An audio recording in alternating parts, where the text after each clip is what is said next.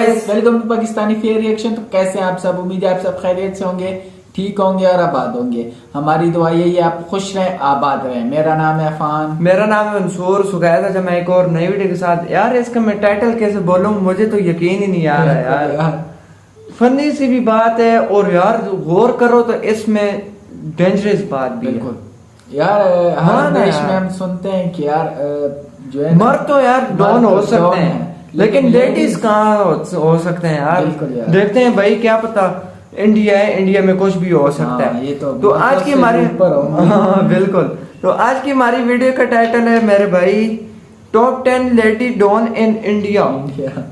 Lady don भाई क्या पता हो, देखते हैं भाई। है तो तब वीडियो बनी है ना। तो यार वीडियो को ओरिजिनल लिंक आपको मिल जाएगा डिस्क्रिप्शन में। ओरिजिनल क्रिएटर को सब्सक्राइब करना मत भूलिएगा। तो काउंट करते हैं 3 2 1 एंड स्टार्ट। दोस्तों इस लिस्ट में 10वें नंबर पर नाम आता है शशिकला रमेश पाटणकर का। इसे ड्रग्स की देवी के नाम से भी जाना जाता है। शुरुआती दिनों में अपने परिवार का पेट पालने के लिए दूध की बोतलें बेचा करती थी। इसके पति तथा भाई दोनों को ड्रग्स की लत थी। इसी वजह से इसे ड्रग्स के व्यापार में होने वाले मुनाफे का पता चला। इसके बाद इसने दूध की बोतलें बेचने का काम छोड़कर ड्रग डीलिंग के बदनाम धंधे में उतर गई। ये मजबूरी होती है ना।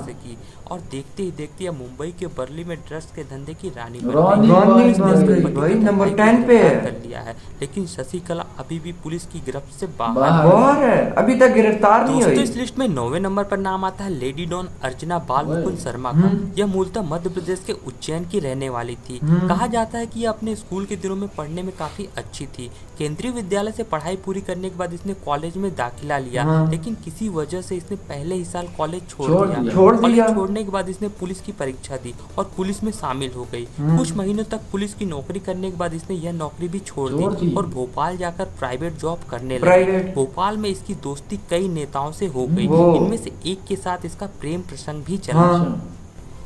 कुछ दिनों बाद बॉलीवुड में अभिनेत्री बनने की चाह में यह मुंबई आ गई। कई दिनों तक प्रयास करने के बाद भी जब इसे फिल्मों में कोई काम नहीं मिला तो इसने एक ऑर्केस्ट्रा ज्वाइन कर लिया। दुबई में एक शो के दौरान इसकी मुलाकात अंडरवर्ल्ड डॉन बबलू श्रीवास्तव से और धीरे धीरे दोनों को एक दूसरे से प्यार हो गया। इसके बाद दोनों वहां से भागकर नेपाल आ गए। लेकिन इसी बीच पुलिस ने बबलू श्रीवास्तव को गिरफ्तार कर लिया। इसके बाद इसने बबलू के सारे धंधों को अपने हाथों में ले लिया और देखते ही देखते लूटपाट, अपहरण और हत्या जैसी कई वारदातों को अंजाम दे दिया। इसके बाद यह लेडी डॉन के नाम से मशहूर हो गए।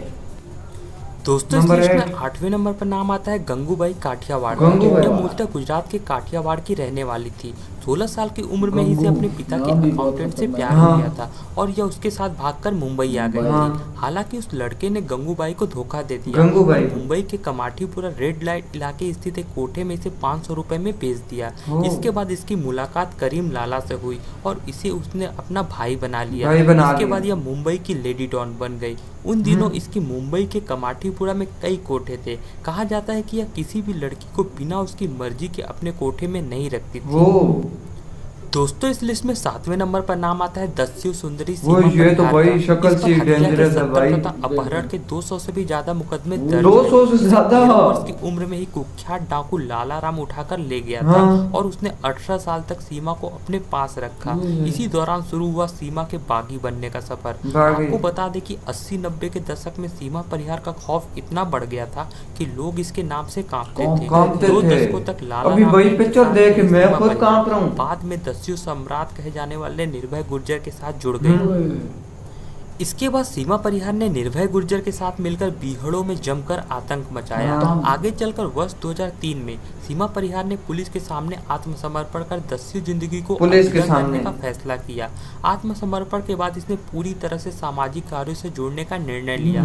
आपको बता दें कि अब इसकी छवि एक सामाजिक कार्यकर्ता के रूप में भी है। यह पर्यावरण की रक्षा के लिए भी कई संस्थानों से जुड़ी है। आपको जानकर आश्चर्य होगा कि वर्ष 2010 में सलमान खान के बहुचर्चित शो बिग बॉस में भी यह हिस्सा ले चुकी है।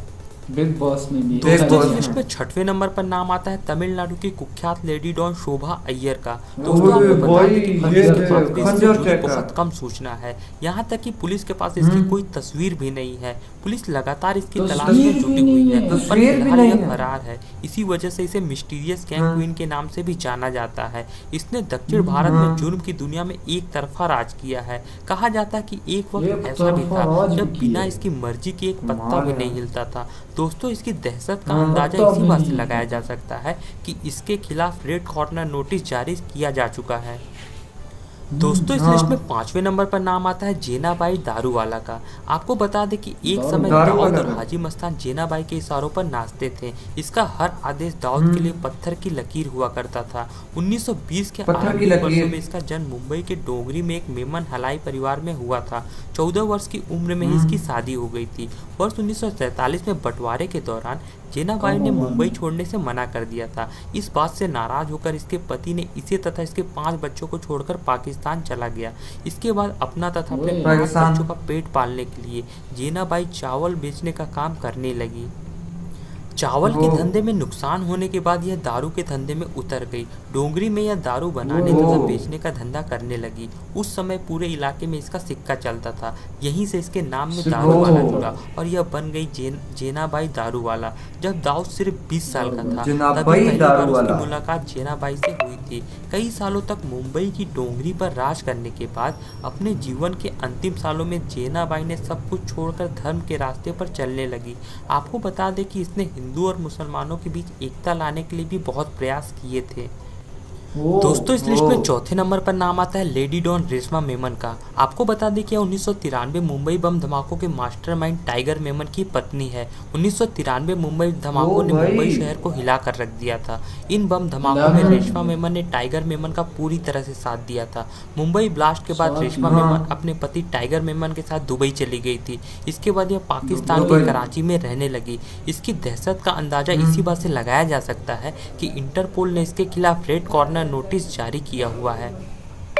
दोस्तों इस लिस्ट में तीसरे नंबर पर नाम आता है हसीना पारकर का। यह वो नाम है जो 1991 के बाद मुंबई में दहशत का दूसरा नाम बन गया था। हसीना पारकर यानी दाऊद इब्राहिम दहशत का दूसरा और नाम। इस्माइल पारकर की पत्नी। लेकिन हसीना इन दोनों के अलावा भी बहुत कुछ थी। इसे मुंबई की गॉड मदर के नाम से भी जाना जाता था। यह असल में दक्षिण मुंबई की रानी थी। कई इलाकों में इसका दबदबा ऐसा था कि उसकी मर्जी के बिना पत्ता भी नहीं हिलता था। दोस्तों आपको बता दें कि 1991 के पहले इसका जुर्म से सीधे तौर पर कोई नाता नहीं था। लेकिन 1991 में इसके पति इस्माइल पारकर की हत्या के बाद यह जुर्म की दुनिया में उतर गई। दोस्तों आपको बता दें कि जुलाई 1991 में अरुण गौली ने अपने पिता की हत्या का बदला लेने के लिए हसीना पारकर के पति को मार दिया था। इस हत्या के बाद डी कंपनी और गौली गैंग के बीच भीषण गैंगवार की शुरुआत हो गई थी। दोस्तों हसीना पारकर का नाम फिरौती, हवाला, एक्सटॉर्शन और फिल्मों के विदेशी राइट से संबंधित धंधों से जुड़ा था। लेकिन इसके बावजूद हसीना पारकर पर सिर्फ एक FIR दर्ज थी। हसीना पारकर की शख्सियत एक दबंग महिला गैंग को चलाने वाली और एक गॉड मदर की थी। जब वर्ष 2014 में दिल के दौरे की वजह से इसकी मौत हुई थी तो इसके जनाजे में 5000 से भी ज्यादा लोग शामिल हुए थे। दोस्तों इस लिस्ट में दूसरे नंबर पर नाम आता है फूलन देवी का। इसका जन्म वर्ष 1963 में उत्तर प्रदेश के जालौन में हुआ था। 11 वर्ष की उम्र में ही जब इसके चचेरे भाई ने इसकी जमीन हथियानी चाही तो फूलन देवी ने उसका सिर फोड़ दिया था। इसके कुछ महीने बाद इसके घर वालों ने इसकी शादी एक अधेड़ उम्र के आदमी से कर दी। शादी के बाद इसका पति इसे मारने तथा शारीरिक शोषण करने लगा। इन सब से परेशान होकर फूलन देवी ससुराल से भागकर अपने मायके आ गई। बताया जाता है कि इसके बाद डाकुओं ने इसका अपहरण कर लिया था। हालांकि फूलन देवी ने अपने ऑटोबायोग्राफी में लिखा है कि किस्मत को यही मंजूर था। दोस्तों बताया जाता है कि एक रात डाकू के सरदार ने फूलन देवी का शारीरिक शोषण करने की कोशिश की, लेकिन गैंग के एक दूसरे डाकू विक्रम मल्ला ने उसके मंसूबों पर पानी फेर दिया। इसके बाद दोनों में विवाद हुआ और विक्रम मल्ला ने डाकू बाबू गुर्जर की हत्या कर दी। इस तरह विक्रम मल्ला अगले ही दिन डाकुओं का सरदार बन गया। बाबू गुर्जर की हत्या से डाकुओं के श्री राम ठाकुर और लाला ठाकुर काफी नाराज थे और वो फूलन देवी को इसका जिम्मेदार मानते थे। इसी वजह से ठाकुर गैंग ने फूलन देवी को किडनैप कर लिया और 3 हफ्तों तक उसका शारीरिक शोषण किया। इसके बाद फूलन देवी उनके चंगुल से फरार हो गई। दोस्तों आपको बता दें कि वर्ष 1981 में फूलन देवी अपने साथियों के साथ खुद पर हुए अत्याचार का बदला लेने के लिए गांव वापस आई। फूलन देवी और उसके साथियों ने लाला ठाकुर समेत कुल 22 ठाकुरों को एक लाइन में खड़ा करके उन्हें गोलियों से भूंज दिया। इस हत्याकांड के बाद फूलन देवी बैंडिट क्वीन के नाम से फेमस हो गई। इसके कुछ सालों बाद वर्ष 1983 में इसने तत्कालीन प्रधानमंत्री इंदिरा गांधी के कहने पर फांसी न दिए जाने की शर्त में आत्मसमर्पण कर दिया। 11 साल जेल में रहने के बाद 1994 में इसे रिहा कर दिया गया था। रिहा कर दोस्तों इस दिया। लिस्ट में पहले नंबर पर नाम आता है पोरबंदर की लेडी डॉन फर्स्ट संतोष नंबर बेन पे, जाडेजा का। संतोष बेन के पति सरमन हाँ, मुंजा जाडेजा कभी एक नंबर साधारण 1 पे मिल है मजदूर भाई। थे। एक बार मिल में मजदूरों मिल की स्ट्राइक मजदूर हो थे। गई। इस स्ट्राइक को तोड़ने के लिए मिल के मालिक ने एक स्थानीय गैंगस्टर को हायर किया। सरमन मुंजा जाडेजा ने गुस्से में आकर उस किया। गैंगस्टर को मार दिया और यहीं से शुरू हुआ सरमन मार के डॉन दिया। बनने का सफर। इसके बाद पूरा इलाका हाँ। सरमन जाडेजा के नाम से कांपने लगा। वहीं दूसरी ओर उसकी कांपने पत्नी लगा। संतोष बेन जाडेजा एक साधारण हाउसवाइफ थी। 1986 में सरमन जाडेजा ने जुर्म के रास्ते को छोड़कर ईमानदारी की जिंदगी जीना चाहा, पर उसी वर्ष उसकी हत्या कर दी गई। हत्या कर दोस्तों दी। आपको बता दें कि सरमन जाडेजा के हत्यारे संतोष बेन उसके बच्चों को भी मारना चाहते थे। इसी वजह से अपने बच्चों को बचाने भी। के लिए संतोष बेन ने घायल शेरनी का रूप धारण कर लिया। संतोष बेन ने हथियार उठाने का फैसला किया और निकल पड़ी अपने पति के हत्यारों से फैसला बदला किया। लेने। इसने सबसे पहले अपनी पति की पुरानी गैंग को दोबारा इकट्ठा किया और अपनी गैंग मेंबर की सहायता से उन सभी 14 लोगों को मौत के घाट उतार दिया जिन्होंने इसके पति को 14 मारा लोगों था। को। इसके बाद संतोष बेन जाडेजा ने कई सालों तक पोरबंदर पर राज किया। दोस्तों हाँ। तो ये थी भारत की टॉप 10 लेडी डॉन। तो यार इसी के साथ ये वीडियो खत्म हुई। तो भाई ये क्या औरतें यार या क्या है क्या है बिल्कुल भाई, यार। इनकी हिस्ट्री देखो तो हमसे भी ज्यादा ऊपर है भाई ये। बिल्कुल यार। और ये जो है ना, ये जो अच्छा जो भी हुआ है ना फान भाई, डॉन जो बनते हैं जॉन नहीं बनते। जो भी डॉन बना है ना, इनके मुश्किलात पीछे देखकर इनके पीछे वाली हिस्ट्री बना देखे ना, तो बिल्कुल ये अपने हक के लिए निकली हक के लिए। है, हक के लिए निकली है भाई। हर लेडी को यही करना चाहिए, अपने हक के लिए आवाज उठाए। अगर नहीं मानते तो फिर इस तरह बस शेरनी का रूप बंदा बिल्कुल यार। और उठा काफी से कमाल की डॉन हाँ। थे। और एक के तो पूरा शहर कांपता था। पूरा शहर भाई पता भी नहीं लेडीज हिलता था। जिसका वो यहाँ पे खंजर था, हाँ, पता नहीं, और- बहुत मजे का नाम है उसका। बिल्कुल यार बहुत ही और एक डेंजरस के है जो यार ना, ये।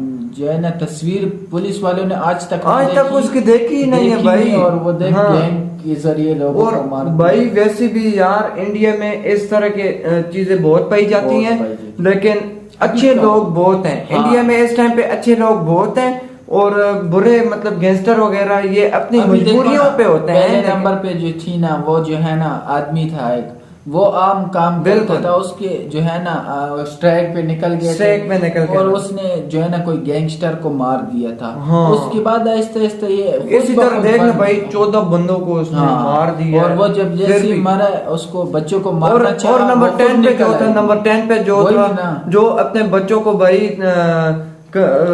उनका पेट भरने के लिए भाई चावल बेचती थी। चावल पे चावल। उसका गुजारा नहीं हुआ, फिर उसने ये ड्रग सेल करने सप्लाई शुरू की। कर दी। इसी वजह से भाई ये आगे निकले। तो यार हमें बहुत ही ये अच्छी लगी है वीडियो जानकर। आपको कैसी लगी कमेंट सेक्शन में जरूर बताइएगा। मिलते हैं नेक्स्ट वीडियो में, तब तक के लिए अपना बहुत ज्यादा ख्याल रखिएगा। तो यार बाय।